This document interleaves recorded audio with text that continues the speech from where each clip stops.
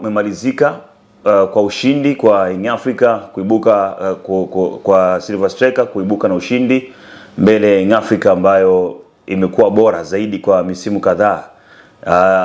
Of course imekuwa ni story kubwa kwa sababu ya kile ambacho wamekifanya Silver Striker katika dimba la nyumbani la Bingu na wamefanya vizuri sana.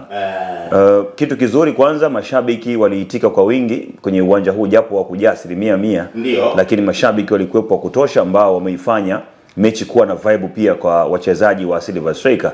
Haikuwa rahisi kiasi hicho kwa sababu ya uwezo ambao wameuonyesha Silver Striker mbele ya Young Africa.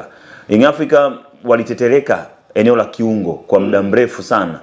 Na sikuwa najiuliza, nilijaribu kuuliza maswali mengi kwenye eneo la kiungo la Young Africa, namna ambavyo mwalimu ameamua kuwatumia Azizi Ndambwile na Mudathir Yahya. Hii pacha hajaonekana kwa